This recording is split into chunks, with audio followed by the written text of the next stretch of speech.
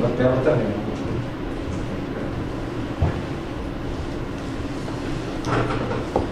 Bem, boa tarde.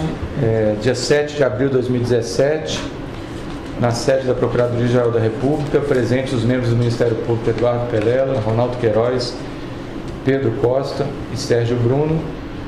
Compareceu o senhor Joésley Batista, acompanhado do seu advogado, Dr. Francisco Assis e Silva, para prestar esclarecimentos. Bem, senhor Joésley, o senhor já contextualizou a vinda aqui do senhor no termo de depoimento 1. Nesse termo de depoimento 2, nós gostaríamos que o senhor abordasse especificamente essas provas que o senhor nos apresentou, especificamente as recentes gravações que o senhor nos forneceu agora. Eu queria que o senhor fizesse isso de uma ordem cronológica e contextualizasse em que situação, em que contexto se dá essas gravações. Tá, Sérgio, boa tarde. Para começar, eu conheci o presidente Michel Temer, já tem 5, 6 anos. A primeira gravação, então, é com o presidente Temer. O presidente Michel Temer eu conhecia há 5, 6 anos atrás, ele já como vice-presidente. Quem me apresentou ele foi o ex-ministro Wagner Rossi, nomeado por ele. E eu, ao longo desses anos, 5 anos, eu mantive relacionamento direto com ele, nunca teve intermediário, sempre através de... Ele me ligava, eu ligava para ele me mandava mensagem, enfim. Eu fiz várias visitas a ele, seja no escritório dele da Pan-Americana, seja lá no Jaburu, ou lá no outro escritório de advocacia que ele tem em São Paulo. Até o dia quando ele virou presidente da República, daí para frente, o então ministro Gedel, que eu já conheço de longa data, me procurou e me disse que mantivesse que a continuidade do contato com o presidente se daria através dele, pelos motivos óbvios da agenda do presidente Michel passar outra condição agora. Assim, a gente se relacionou ali através do Gedel, as minhas demandas, as questões que eu necessitava em relação ao governo, foi passado através do Gedel, até que o ministro Gedel caiu, né? E caiu e eu fiquei ali sem interlocução. Eu ainda falei algumas vezes com o ministro Gedel até ele ser investigado. Quando ele passou a ser investigado, aí eu como investigado também, eu não pude mais falar com o Gedel, pela proibição da justiça. Foi onde eu procurei o Rodrigo Rocha Louro, perguntando para ele, dizendo que queria tomar um café com ele para discutir, que eu queria trocar ideia com o Rodrigo, que eu precisava falar. Só fala para a gente, quem que é o Rodrigo Rocha Louro? Ele ocupava o cargo no governo? Rodrigo, ele é um suplente de deputado, ele é suplente do ministro da Justiça, ao Serralho, né? Quando ele assumiu o ministério, o Rodrigo passa então a ser deputado. Isso recentemente agora? Agora, recentemente. Mas quando eu liguei para ele ainda estava no Palácio. Ele era para o cargo disso? Eu não sei oficialmente, ele é assessor da presidência. Assessor do Michel. Assessor da presidência. Eu liguei para o Rodrigo, falei, Rodrigo, eu precisava falar com o presidente Michel. E aí, isso era um sábado, aí passou um pouco mais tarde, ou no dia seguinte, o Rodrigo me ligou, até me comentou que o Michel teria me ligado. Eu olhei no meu celular, tinha realmente a ligação de Brasília, 061, às 5, 6 horas da tarde. Eu não conferi se essa ligação era dele, então eu imaginei que sim. Mas no domingo, o Rodrigo me sugeriu que a gente tomasse um café no lobby de um hotel, na segunda-feira. Na realidade, eu não conheço, não tinha intimidade nenhuma com o Rodrigo. Eu me encontrei com o Rodrigo, mas eu sempre soube que ele é assessor, enfim. Se você falou o nome do hotel? É no Fazano, aqui do centro de São Paulo. Certo. No hotel Fazano, no lobby, encontrei era meio-dia, ele até se atrasou um pouquinho, chegou meio-dia e 15. E ali eu não tinha intimidade com o Rodrigo e não sabia o que eu poderia conversar com ele, o que eu não poderia. O que eu pedi ao Rodrigo, falei, Rodrigo, eu repeti essa história, pedi a ele que, olha, eu precisava falar com o presidente Michel para dar continuidade à minha agenda aqui das questões que a gente sempre tratou lá atrás. Ele imediatamente já me disse que poderia ser no dia seguinte, terça-feira à noite, lá no Jaburu, e realmente aconteceu. Ele falou, pode se preparar que você encontra com ele terça-feira à noite lá no Jaburu e tal, eu organizo a forma de você entrar lá de forma discreta. E nesse dia no almoço, o Rodrigo tentou conversar comigo, explorar o que seria, mas como eu não conhecia o Rodrigo, não tinha intimidade nenhuma de conversar nada com ele, eu me ative a esperar, então, ir lá no dia seguinte falar com o presidente Michel. Na realidade, Sérgio, a gente vem, esse negócio das gravações, a gente vem fazendo alguns registros, entendeu, de reuniões e de coisas aí, e essa foi uma delas que eu particularmente registrei em áudio, porque eu achei que seria importante, enfim, estar registrando aquela reunião. E o senhor, que dia que foi essa reunião do Palácio? Então, eu falei ao telefone num sábado, dia 4 de março, dia 6, que era uma segunda-feira, eu estive lá no Fazano com o Rodrigo, dia 7 à noite no Jaburu, 10 horas da noite, no Jaburu com o presidente Michel. Aí depois do presidente Michel me autorizar que a pessoa seria o Rodrigo, eu tive mais 2 encontros com o Rodrigo, na semana seguinte, um dia 13 e um dia 16. Essa primeira reunião no Palácio, o senhor conversou em linhas gerais o que com o presidente? Então, em linhas gerais, eu até levei uma agenda, eu fui lá no intuito de saber basicamente o seguinte. Primeiro, voltando um pouco atrás, tem um problema do Eduardo Cunha e do Lúcio Funaro, né? Que o Lúcio Funaro é o operador financeiro do Eduardo, do esquema PMDB da Câmara, né? O esquema PMDB da Câmara é composto pelo presidente Michel, Eduardo, enfim, alguns outros membros. Eu fui lá dizer que, olha, o Eduardo está preso, o Lúcio está preso, e a gente paga lá uma mensalidade para o Lúcio, até hoje, e... Paga apenas para o Lúcio ou paga também para o Eduardo? Não, para o Lúcio é uma mensalidade, para o Eduardo foi um montante. A gente, depois que ele foi preso, a gente pagou 5 milhões de um saldo de dívida que ele tinha créditos, supostos créditos, né, por ilícitos lá de propina, que tinha ficado num saldo anterior. Isso é relacionado àquele esquema do FGTS? Não, esse era 20 milhões que é relacionado à renovação do incentivo da desoneração tributária do setor de frango, que na época o Eduardo Cunha tramitou essa prorrogação e pediu lá 20 milhões para que isso acontecesse. Enfim, na realidade eu achava que era 15, depois ele disse que era 20, então por isso ficou esse saldo de mais 5. E aí eu fui lá falar com o presidente exatamente isso, que tinha acabado o saldo do Eduardo, que eu tinha pago tudo, estava tudo em dia, mas tinha acabado. Por outro lado, que eu seguia pagando o Lúcio 400 mil reais por mês, e eu queria informar isso a ele e saber a opinião dele, né? Foi onde... De pronto ele me disse que era importante continuar isso, e, enfim. E quando o senhor mencionou... O FGTS, a propina paga anterior, já tinha sido acertado? Já tinha, isso é uma planilha, é uma planilha antiga que chegou a valores... Esses valores existiram, foram pagos. Sim. Era pago a propina do FGTS para o Eduardo Cunha, era paga através do Lúcio. Era a planilha que eu chamava de planilha do Lúcio, né? Naquilo se creditava tudo, seja relativa ao Ministério da Agricultura, seja relativa à Caixa Econômica, seja relativa a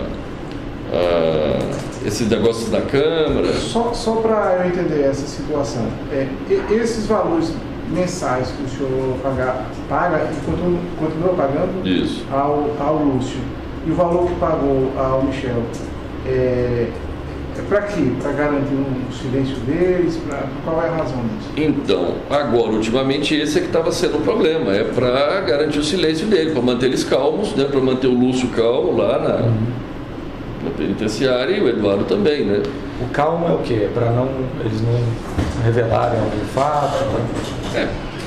Calmo, eu não sei como ficar calmo na cadeia, né? Mas para ficar em silêncio e não se revelarem, né? Enfim. Não havia algum temor de que ele fez colaboração premiada, que eles olha, eu sempre recebi sinais claros de que era importante mantê-los financeiramente, a família e tal, resolvidos, né? Esses sinais vieram de onde? Começou porque assim que ele foi preso, foi muito perto de o presidente Michel já tinha assumido, né? Foi inicialmente através do Gedel, e aí quando o Gedel foi investigado, não podia conversar mais com ele, eu fui lá falar com o presidente. E quando o senhor falou que estava cuidando, eu não lembro a expressão que o senhor usou, do Lúcio e do Eduardo, o que o presidente falou? Eu ouvi do presidente claramente ele dizendo que era importante manter isso.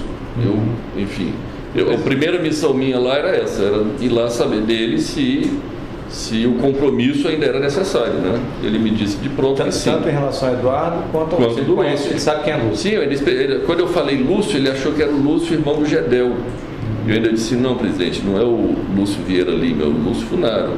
Ah, tá, entendi. Aí foi onde ele disse, não. Ele fez algum comentário em relação ao Eduardo Cunha, a essa postura do Eduardo Cunha de... Ele fez um comentário, aquele questionário, que o Eduardo fica fustigando ele e tal. Eu entendi aquilo como um reforço à necessidade de eu manter, vamos dizer, financeiramente, né?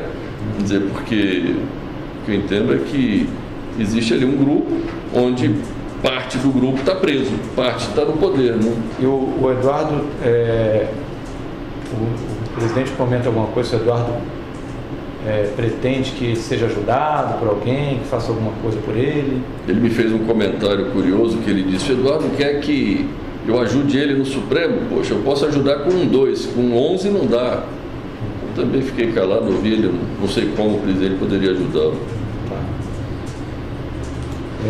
Isso foi essa gravação. Tá. Depois dessa, mais uma coisa sobre essa. Nessa reunião, o senhor disse que tinha uma agenda de interesse. Então, a primeira coisa foi falar com ele que eu estava mantendo financeiramente os 2 e o quanto isso deveria continuar e tal. Ele me confirmou que seria importante. Aí eu passei para a segunda fase, para a segunda parte da minha reunião, que foi perguntar a ele quem seria o interlocutor, dado que o Gedel tinha caído. Ele me disse que era o Rodrigo Rocha Louras, e eu ainda falei para ele, ainda perguntei para ele, falei, presidente, mas todos os assuntos, que a gente conversa assuntos, né, tem assuntos íntimos, né? Ele me disse com a palavra, o Rodrigo é da minha mais estrita confiança. Aí, depois dessa palavra, né, eu disse, tá bom, então, da agora para frente, não lhe incomodo mais, sigo falando com o Rodrigo. E aí eu passei para a próxima parte, que já foi adiantando um pouco a ele o que seriam os assuntos que eu teria ali naquele momento para tratar com o Rodrigo, né? Foi onde eu comecei a perguntar o que é assuntos relativos à CAD, relativo à CVM, comentei sobre o problema do BN10, que tinha vetado uma operação nossa, e eu tive informações de que ele intercedeu pessoalmente a favor, tentando nos ajudar, e depois ele me confirmou pessoalmente que, olha, eu falei pessoalmente com a presidenta do BN10, mas ele me descreveu, eu não sei se ele me disse que teve no Rio de Janeiro, falando com o presidente e tal, mas que no final não deu certo. O BN10 vetou a operação. E o senhor comenta, então, isso é um tema do BN10. CVM e CAD era o que especificamente? Então, CAD, porque CAD a gente tem vários assuntos do CAD, que a gente submete à apreciação do CAD. O CAD são, acho que 6 conselheiros, né? E o presidente do CAD está em aberto. Eu fui lá exatamente dizer da importância de ter um presidente alinhado com o governo, alinhado com os interesses do governo e principalmente alinhado com o interesse dele, né? Ele naquela hora me disse que não, eu tenho uma pessoa lá que dá para ter conversa franca e tal. Eu entendi conversa franca como que vai obedecer aos interesses, né, do presidente. E CVM era mais ou menos... CVM também, eu fui falar que iria estar trocando o presidente também, que seria importante ter uma pessoa alinhada com o governo, alinhada com os interesses dele, para que a gente pudesse, quando necessário, fazer as reivindicações, né? O senhor lembra de mais algum ponto que tinha nessa sua agenda de... de receita? Então, basicamente foi isso. Eu perguntei para ele sobre Receita Federal. Eu perguntei também sobre o ministro da Fazenda, Henrique Meirelles, que trabalhou conosco 4 anos. E o Henrique, eu já tinha tido oportunidade de fazer algumas reivindicações ao Henrique. Só que, na realidade, o Henrique nunca me atendeu em nenhuma reivindicação. Eu fui lá avisar ele que o Henrique não me atendia em nada. E aí eu fui lá tentar perguntar para ele como poderia ser eu fazer o Henrique saber que isso era de interesse dele. Porque senão, no final... Dele, presidente da República. Dele, Michel. Porque eu falo com o Henrique e as coisas não acontecem. Aí eu disse, olha, presidente, nós vamos combinar algum jeito que eu peço as coisas para o Henrique e, de alguma forma, o senhor fique sabendo, o senhor vai lá e mande ele fazer. E assim se deu um pouco a conversa em torno disso e assim ficou combinado. Ele falou, pode falar com o Henrique, você me avisa o assunto ou até mesmo qualquer assunto que o Henrique vier falar comigo sobre você de interesse seu, já pode avisar para ele que tem o meu apoio. Enfim, eu fui alinhar essa parte aí desse relacionamento que não estava andando. Eu fui avisar ele que esse negócio não estava andando e como poderia andar. E basicamente acho que encerrei minha conversa com ele, combinando como poderia ser as próximas visitas, que tinha funcionado super bem ali.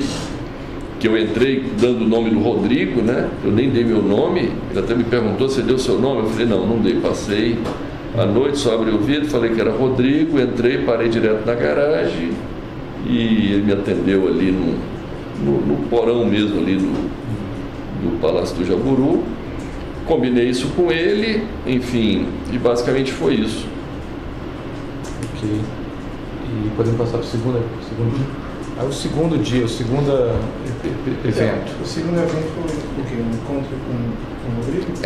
Enfim, dado isso... Que aí o senhor falou que ele avalizou o Rodrigo... Isso, ele avalizou e disse que o Rodrigo era a pessoa da mais estrita confiança dele. Eu falei, não, então tá bom, então eu vou seguir os meus assuntos com ele e assim que eu achar necessário e importante, eu volto aqui a falar contigo. Eu registrei eu gravei essa minha reunião, assim como, enfim, gravei a do Rodrigo, as outras,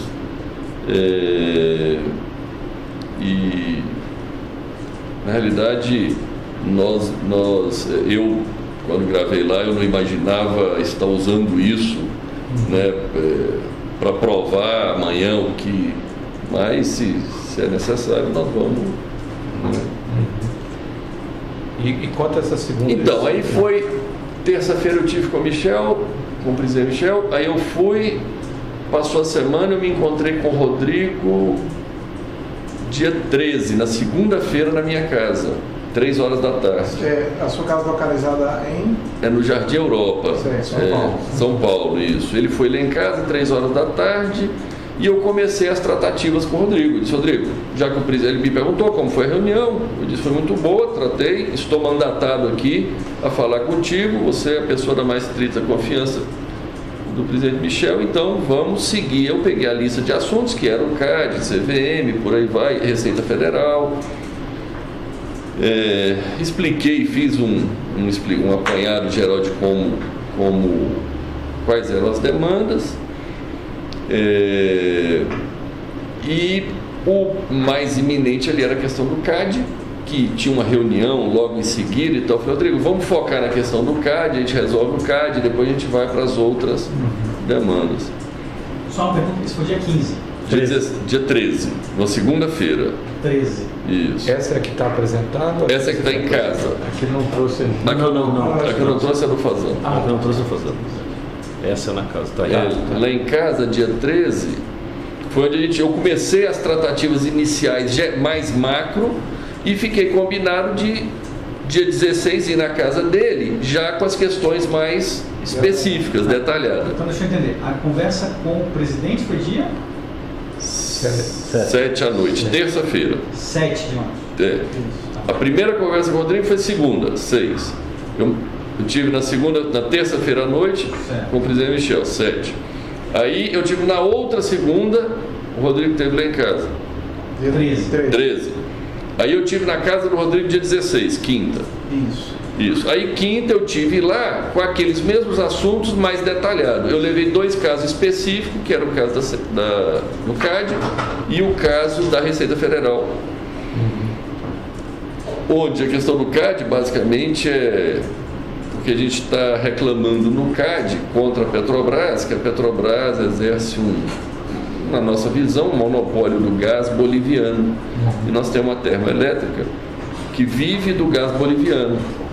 A Petrobras tem um contrato onde ela tem a preferência total de todo o gás. E ela compra todo o gás e eu fico sem o gás para rodar, para funcionar a térmica. É uma térmica grande de 480 megas. Em Cuiabá. O senhor explicou isso para o Rodrigo, o que ele fez? Ele entendeu perfeitamente, ele fez várias perguntas, ele se interessou, ele foi bem diligente, entendeu perfeitamente. E depois, quando estava claro para ele o que era a situação, ele ligou para a secretária dele, pediu para conectar com alguém do CAD que eu não conhecia. Ele até botou em viva voz para me ouvir. E ele falou com, acho que é Gilvando, uma coisa assim. Falou do caso, explicou e tal, e explicou que seria importante olhar com carinho a questão. Explicou como ia ser as reuniões e tal. E, assim, para mim ficou claro ali que a coisa ia andar, né? Aí quando ele desligou, ele me falou, ele entendeu a ligação. Essa decisão do CAD poderia representar um benefício econômico? Então, eu expliquei a relevância dessa decisão.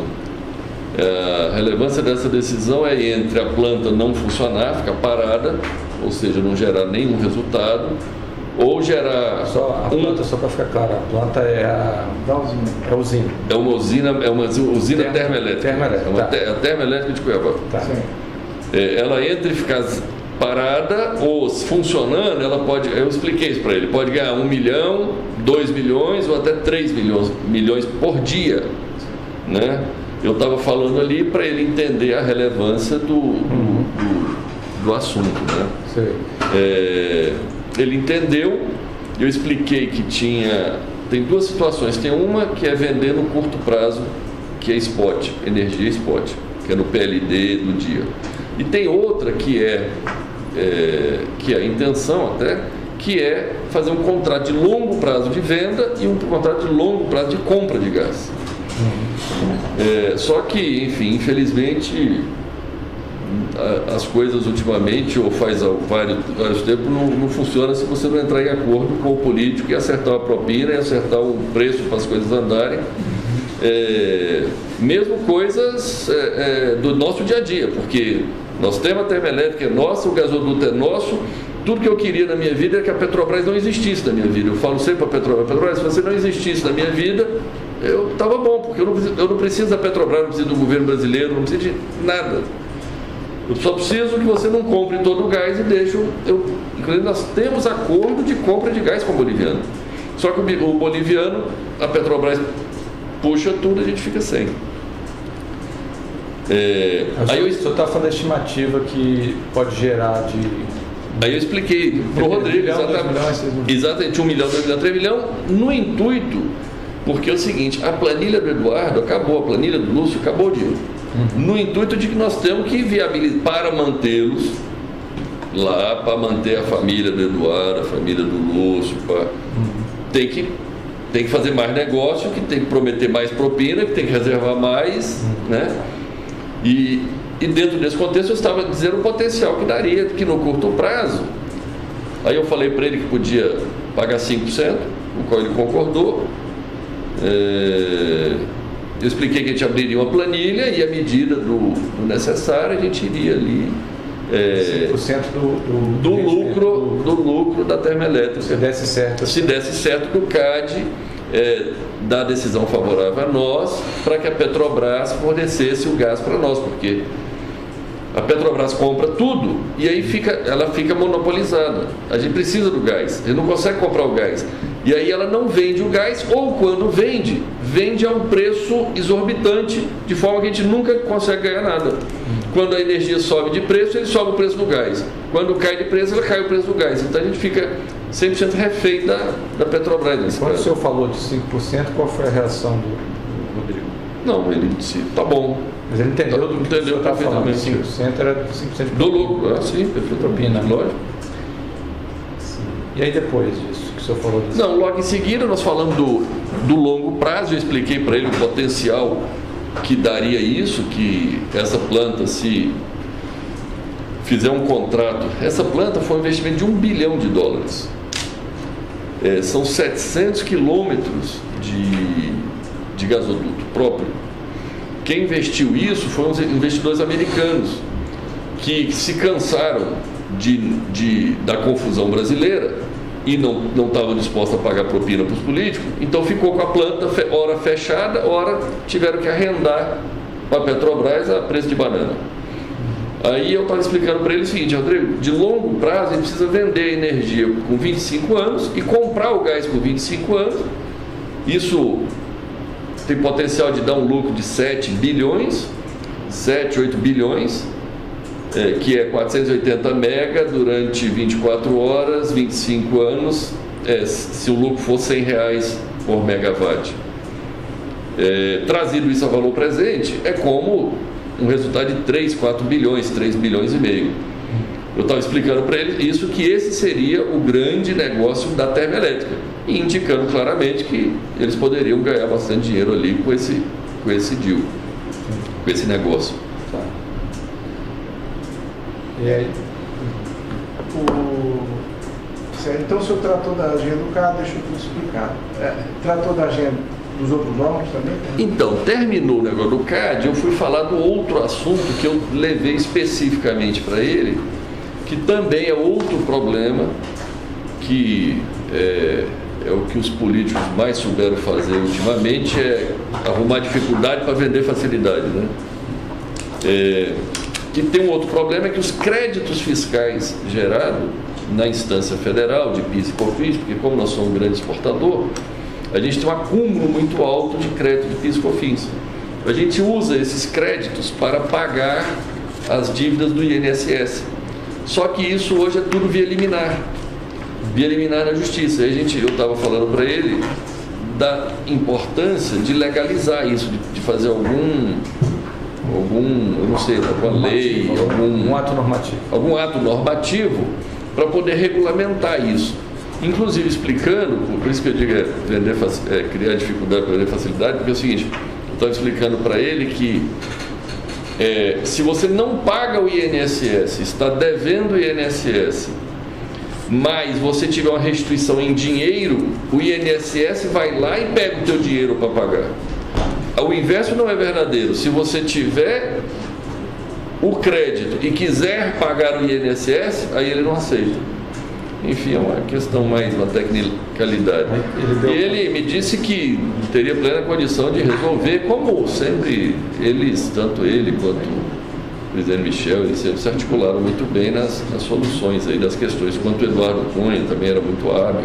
A solução seria ele deu alguma sugestão de... como é que Eu não entendo muito bem de legislação, mas ele me falou lá algumas ações que ele poderia tomar, que ele tinha gente lá, que ele poderia viajar. Eu já conhecia esse assunto, esse tema. Ele já conhecia, ele sabia desse assunto, ele até me comentou que esse assunto já estava na Câmara, já tinha na Câmara um assunto relativo a isso. Mas tinha outras pessoas pleiteando, outras a esse assunto? Então eu não me recordo. O senhor tratou da CVM também? Então, da CVM eu perguntei para ele, da CVM eu não tinha, nem tenho nada específico hoje lá, eu expliquei isso para ele. Mas eu falei para ele exatamente da necessidade de ter um presidente alinhado com os interesses do PMDB da Câmara, do presidente, enfim. Ele falou que, ele na hora pegou o telefone, ligou para o secretário, esqueci o nome, acho que é o segundo ali do Ministério da Fazenda, e aí botou no Viva Voz também, falou, explorou, o secretário disse que já tinha nomeado, já tinha escolhido o nome da pessoa, e que seria nomeado logo em breve. Eu percebi que o Rodrigo não conseguiu avançar muito mais com esse secretário, eu acho que ele não tinha a mesma intimidade com esse secretário do que demonstrou com o outro do CAD, né? Então ali ele ficou mais contido. Aí ele desligou e ainda disse, eu não quis perguntar quem era, o nome do... Ele não revelou o nome. Não. E aí ele também não teve, acho que não teve coragem, não teve de perguntar quem era o nome e tal. Ele pode ligar assim, um Viva Voz, e colocar para você ouvir. Olha, eu fiquei surpreso, viu? O senhor interpreta isso como? Queria mostrar que estava... Como eu não conhecia ele, né? O que eu entendi é que ele estava querendo me mostrar que ele era muito bom articulador que ele era... Porque eu não conhecia ele, eu tratava com o Eduardo antigamente, tratava, né, depois do Eduardo, aí eu... Eduardo Cunha. Eduardo Cunha. O que eu entendi é que ele queria mostrar o quão proativo ele era, né? O quão eficiente, talvez. PGFN, o senhor tratou? Tem algum problema? Então, não, quando a gente fala da Receita, é a PGFN. É Procuradoria Geral Fazenda Nacional. E toda essa história que eu te contei é da PGFN. Quando fala Receita, é PGFN. Entendo. Ele comentou também, você está me falando aí, um negócio que eu não tinha lembrado. Ele comentou também que eles estavam vendo para trocar o secretário da Receita, o Rachid e tal, que eles estavam olhando para fazer mudanças e tal. Vocês conversaram também, o senhor falou que conversou sobre a situação do Eduardo Cunha e do Bolsonaro com o presidente Michel Temer. Você também conversou com o Rodrigo Loures sobre essa situação do Funaro e do Eduardo Cunha? No dia na casa dele, eu sempre, no dia na casa dele, depois que eu falei lá da propina dos 5%, da planilha que a gente abriria e tal, quando a gente estava saindo, eu voltei a falar com ele, com o Rodrigo, que o Lúcio tinha até ficado nervoso essa semana e tal. Ele falou, mas nervoso por quê? Eu falei, não, porque atrasamos o pagamento para pagar e tal. Eu falei, mas não tem porquê. Enfim, eu expliquei para ele, eu disse, mas já está tudo calmo, tudo tranquilo. E ele me perguntou do Eduardo, eu disse, não, o Eduardo está lá, está calmo, enfim, não tenho notícia dele, está tudo bem. Enfim, aí terminou meu encontro. Mas isso foi no mesmo contexto, então, ele também havia essa preocupação de deixar calmo o Eduardo e o Lúcio. Ele perguntou alguma coisa, como é que eles estão? O Rodrigo em si nunca me falou diretamente, até porque eu não sei se o Rodrigo sabe o quão importante é manter foi o primeiro encontro que eu tive com o Rodrigo e eu tive com o Michel quando era mais o Gedel e o Michel, era bastante consolidada a ideia de que todo mundo sabia o que estava acontecendo. O Rodrigo, eu conheci ele, foi uma, duas conversas, né? Eu tive com ele 3 vezes. Né? Enfim, porque eu não me relaciono com o Rodrigo. Né? 100% do meu negócio é com o presidente Michel.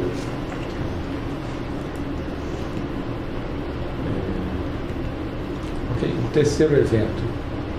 Mais alguma coisa sobre isso? Mais alguma coisa? Eu fiquei com uma dúvida aqui, até para escrever. Esses 5%, o senhor falou também no contexto da planilha do uso e do fundário. Então esses 5% eram com essa mesma finalidade? Iria abrir uma nova planilha com novo crédito para, enfim, porque o dinheiro estava acabando, né? Eu liquidei tudo do Eduardo e o do Lúcio eu estava pagando 400 mil lá. Mas... Só para ver se a gente entendeu, assim, esses esquemas geravam créditos. Isso, propina. E aí você ia honrando. Pronto, isso. Mais ou menos com uma conta corrente. Quando essa conta zerava, precisava de um novo. Às vezes ficava negativo. Às vezes ficava negativo, que eles continuavam pedindo, não paravam de pedir dinheiro. Às vezes ficava negativo, aí eles ficavam loucos lá atrás que precisavam fazer alguma outra coisa errada para poder gerar outro crédito e... Bem, a forma de pagamento depois a gente vai detalhar no momento oportuno do anexo, né? E montante, especificamente. Mais uma coisa? Não. Vamos passar para o próximo evento? Vamos passar para o próximo evento. Tá. Só para deixar claro, estou tomando nota aqui de algumas coisas dos suplementos. O primeiro foi dia 7. Quer um calendário? 7 de março. O primeiro encontro com o Rodrigo. Não. O primeiro encontro com o Rodrigo foi dia 6. No Fazano. Rodrigo, dia 6 nós não temos áudio disso. Eu tenho, só que eu não te dei. É que não terminou. É porque eu tinha esquecido desse. Você gravou, mas não entregou. 6 de março é segunda-feira. Isso. Depois, o segundo. Foi no dia seguinte. No dia seguinte, dia com 7, o presidente. em Brasília. Isso. Ok. Aí depois, dia 13, na segunda-feira. Dia 13, com o Rodrigo de novo. Na minha casa. Em São Paulo. Na minha depois, casa. no dia 16, na casa dele. Aqui. Pronto. Tá. O senhor lembra o endereço da casa dele? Do Rodrigo? Eu tenho. Tá, não lembro de cabeça. É QI 25. Essa é QI 25. Eu tenho. Tá, depois o senhor fornece. Mas é Lago Sul, Lago Norte? Lago Sul. Mais algum professor? Próximo evento. Isso encerra o assunto PMDB da Câmara. Isso. Tá. Pronto. Ok. Agora, então o senhor vai falar de um evento que... Teve outro evento que eu também registrou. Registrei também, trouxe aqui para vocês, que enfim, de um senador, do Aécio. Aécio Neves. O qual eu conheci ele na campanha de 2014, e nós fomos o maior doador de campanha deles. Em 2015, ele seguiu precisando de dinheiro, eu acabei, através da compra de um predinho, não sei como, lá em Belo Horizonte, por 17 milhões, esse dinheiro chegou nas mãos dele. Aí depois, no ano seguinte, 2016, ele dizendo que esses 17 milhões era para pagar restos de campanha e tal. Que já tinha acabado a eleição. Que já tinha, a eleição foi em 2014. E a eleição de 2014 também teve um monte de caixa 2. Esse imóvel foi uma compra normal ou o imóvel está no preço do mercado? Precisava de 17 milhões e tinha um imóvel que dava para fazer de conta que valia 17 milhões, enfim. Houve um superfaturamento do imóvel para justificar essa repartição, né? A gente não estava atrás de comprar um imóvel em Belo Horizonte. E de quem que era esse imóvel? Você recorda? Então, era de um jornal. A gente depois fornece. Ah, tá. Não, só para saber, mas é uma pessoa... Uma pessoa ligada a ele. Quem indicou para a compra do imóvel foi o Aécio. Tá. Aí é uma pessoa ligada, ele é um amigo dele, que tem esse imóvel. Aí esse dinheiro deve ter chegado na mão dele de alguma forma. Tá.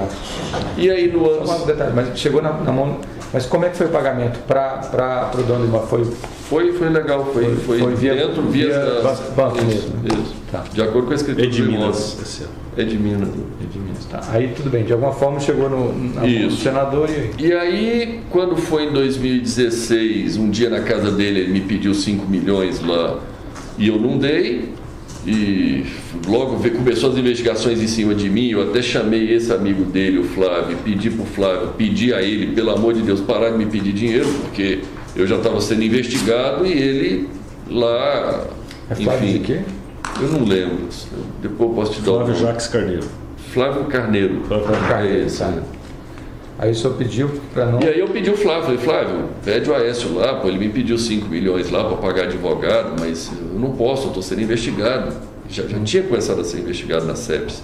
Sim, a operação CEPS. Aí ele foi, acho que falou com o Aécio, porque tanto é que o Aécio parou de me ligar, nunca mais me ligou. Aí quando foi Aí tinha sumido, o Aécio tinha sumido. Quando foi agora em janeiro ou fevereiro, em fevereiro, eu recebo, enfim, uma ligação de um amigo em comum. Fevereiro de 2017. Isso. De 2017. Eu recebo uma ligação de um amigo em comum dizendo assim: Joesley, você tem como receber uma pessoa sábado? Eu não sabia quem era nem nada, mas como era uma pessoa conhecida minha, eu disse: tem. Enfim, eu estava até na escola, nós temos uma escola, um projeto social nosso. Eu estava lá no sábado e tal, chega uma pessoa, quando eu vejo, se apresenta como Andréa Neves, irmã do Aécio. Aí ela foi lá, me disse que o Aécio mandou me procurar e tal, precisava de 2 milhões para pagar advogado. E que seriam advogados que a gente já trabalhava. Na época eu tomei nota lá, eu disse: André, me dá teu número aqui, deixa eu ver, deixa eu pensar, porque pagar nota de advogado não dá mais, porque eu já estou mais do que investigado e ainda ter superfaturamento de advogado por serviço não prestado, para poder, esse negócio vai dar errado. Inclusive eu avisei a ela que no fundo nós precisávamos era tentar arrumar, maquiar, fazer uns contratos fictícios ali para tentar dar ar de legalidade do que a gente tinha feito em 2014, da campanha, que teve um monte de coisa ilegal lá que a gente fez na época da campanha. Aí ela entendeu, tal, tudo bem. Eu sei que eu sumi, eu não fiz nada. O primo do Aécio procurou a pessoa que trabalha comigo. E aí falou, cobrando, falou: esse primo? É o Fred que procurou o Ricardo. Certo. Aí o Fred procurou o Ricardo procurou o Fred, alguma coisa assim, para acertar esses contratos, esses negócios. Aí, lá no meio da conversa, discutindo como acertar esses contratos fictícios e tal, o Fred cobrou de novo. E aí o Ricardo veio me cobrar. Foi quando eu falei: Ricardo, é o seguinte, eu só converso esse assunto com a Aécio, eu não conheço a irmã dele. Ele manda a irmã dele num sábado vir me procurar. Se o Aécio fala comigo, eu posso pensar o que fazer, mas se o Aécio falar comigo, eu não vou fazer. Tá bem. Eu falei isso, teve um sábado ou um domingo, eu não entendi bem. André me liga, me perguntando se eu ia ao Rio de Janeiro, se eu estava indo no Rio. Eu falei: não, André, eu não estou indo no Rio, eu estava em viagem. Ele falou: não, então eu confundi e tal. Como é que faz aquele negócio? Eu disse: olha, eu preciso falar com o teu irmão. Assim, eu acho que o Ricardo com o Fred lá marcou na sexta-feira seguinte. 24. Você lembra do dia? Dia 24 de março. Na sexta-feira. Recente, tá? Tá, então pronto, dia 24 de março. Aí eu tinha até feito uma viagem, eu cheguei atrasado, foi um dia que deu uma chuva tremenda, eu pousei, e na realidade, eu pousei, aí eu estava indo lá no Hotel Nick, onde era o endereço, no Nick, procura, vai lá no Nick, vai estar lá. Aí eu estava em São Paulo, aí eu liguei para a Andréia, dizendo que eu ia atrasar. Primeiro mandei uma mensagem dizendo que eu não vou chegar às 6 horas, vou chegar às 6h30. Ela disse: ok, ele está aguardando. Daqui a pouco eu cheguei até a chegar perto do hotel ali, eu mandei outra, eu liguei para ela, disse: André, eu tinha uma viagem para Nova York nesse dia à noite.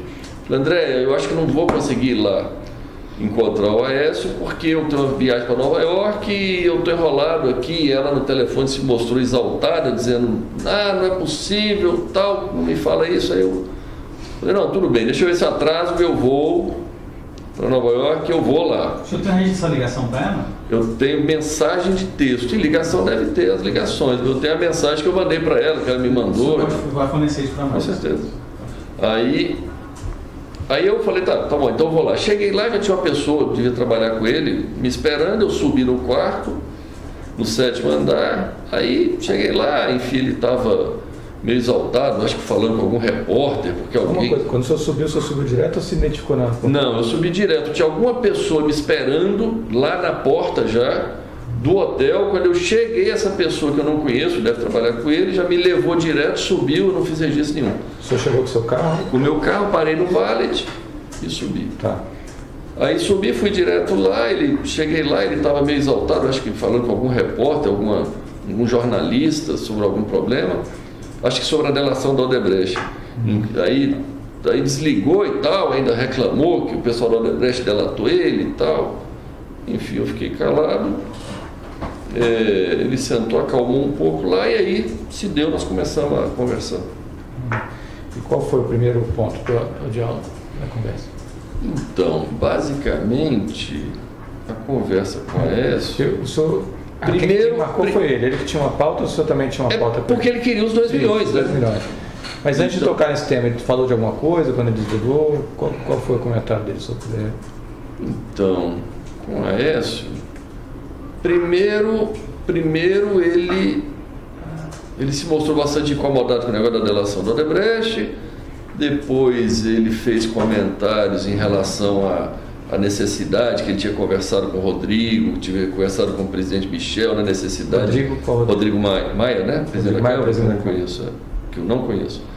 Aí falando que negócio do abuso de autoridade, que tinha que aprovar o abuso de autoridade, tinha que aprovar o negócio do Caixa 2 para poder resolver os problemas, se livrar desses problemas e tal. Aprovar o negócio do Caixa 2 é o quê? É a lei, né, do Caixa 2 para anistiar o Caixa 2 para resolver. Inclusive eu comentei com ele, eu falei, pois é, Wes.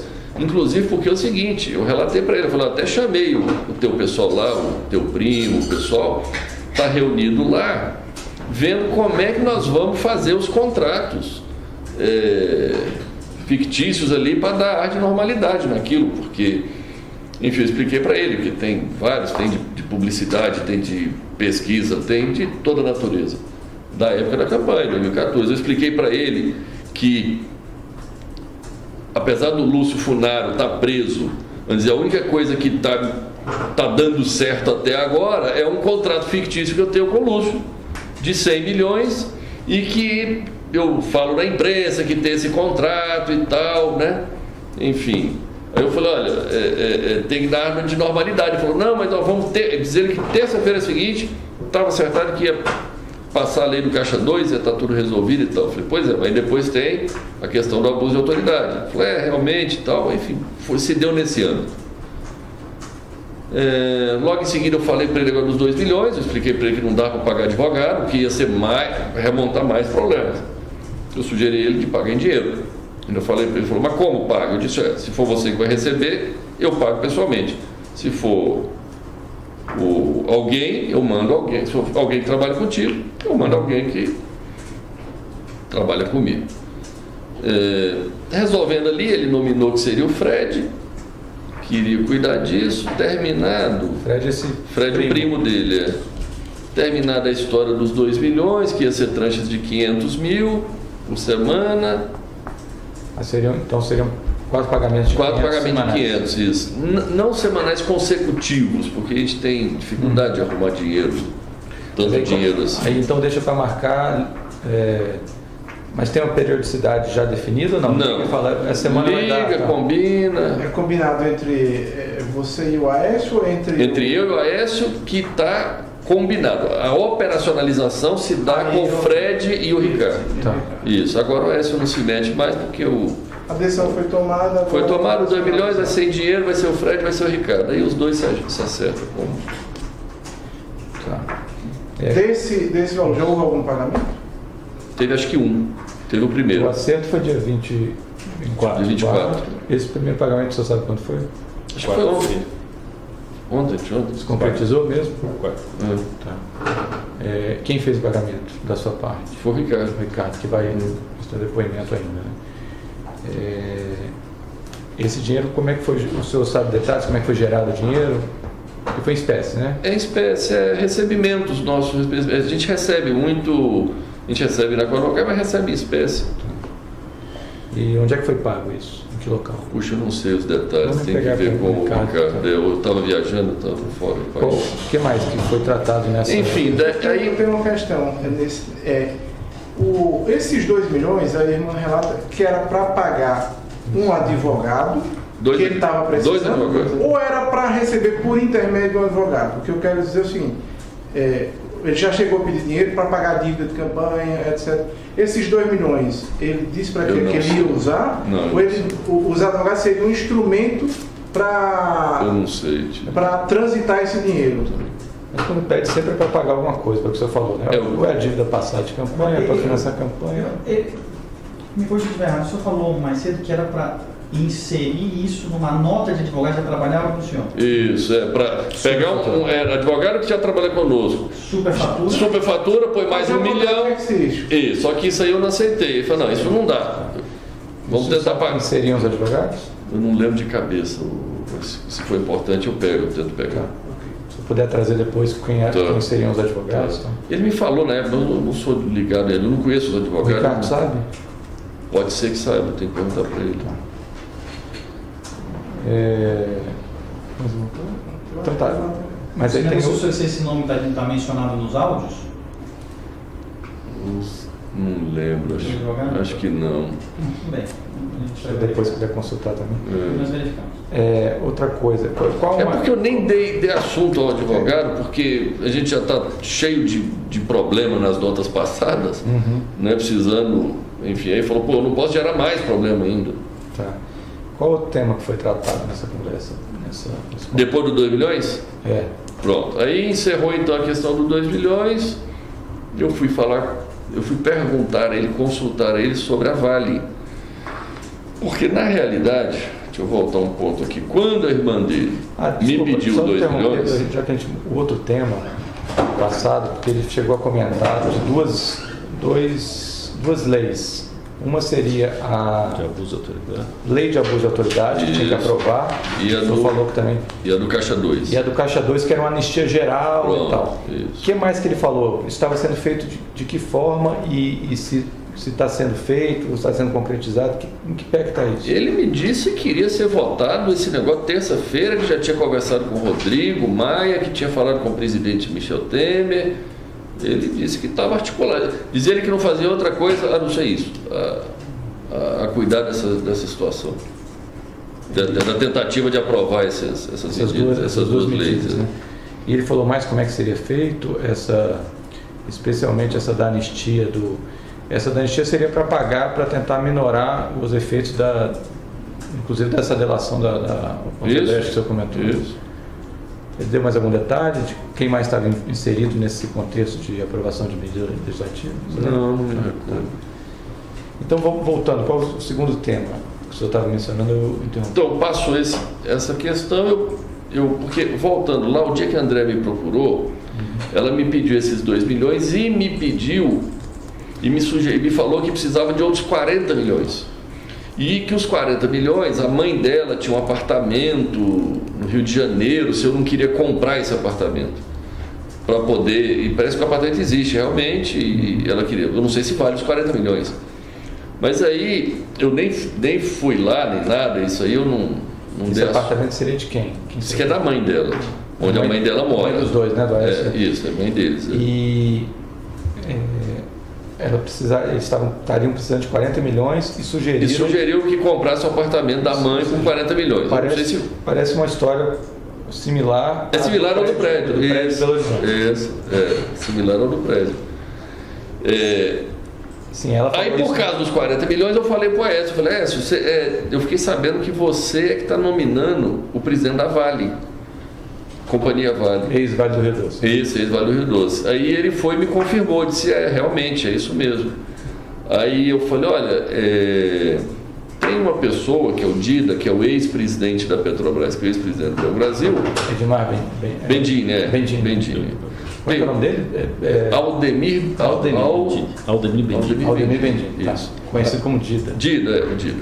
Eu falei, a André tinha me falado dos 40 milhões, negócio do apartamento. Agora tem aí a presidência da Vale. De repente, você nomina o Dida e que lá com o domínio da Vale, a gente de repente resolve o problema dos 40 milhões, porque deve ter muito negócio ali na Vale para fazer. Ou seja, faria mais ou menos o que o senhor já narrou da usina, da Caixa Econômica, era fazer um negócio e gerar uma propina. É como o Brasil funciona hoje. Os políticos, não existe nenhum outro interesse de nenhum político indicar um cargo se não for para receber vantagem financeira através do receber propina ali por malfeitos.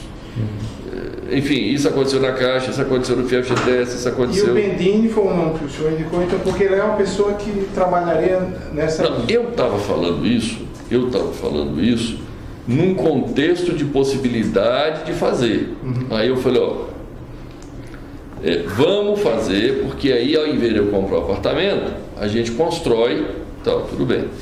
Aí na hora de pronto ele disse assim, não, mas não pode, porque eu já nominei. Eu já coloquei uma pessoa lá, não posso te falar o nome, porque... Colocou ele, na verdade já tinha indicado. Já tinha indicado, não tinha saído ainda. Era sexta-feira, disse que o nome ia sair segunda-feira, e parece que saiu mesmo. Aí foi, segunda-feira, saiu o nome, aí eu entendi o que foi o presidente lá, voltando. Aí eu falei para ele, aí ele falou, não, aqui não dá, que o presidente tal, diz ele que... Manipulou. Eu não entendo como, parece que a Vale tem uma governança para ter independência na eleição, na escolha do presidente. Mas parece que eles têm algum jeito de fraudar esse troço e virar presidente alguém com nominação política. Ou seja, a Vale deve recrutar no mercado alguém. Mas eles manipulam esse sistema aí para poder virar presidente ou indicado.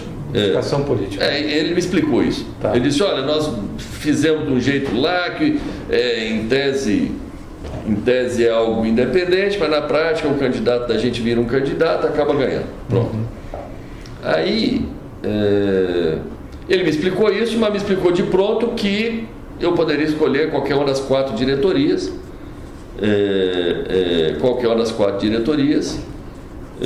que eu escolhesse lá e tal, que botava quem eu quisesse, se fosse o Dida, eu botava o Dida, ou pronto.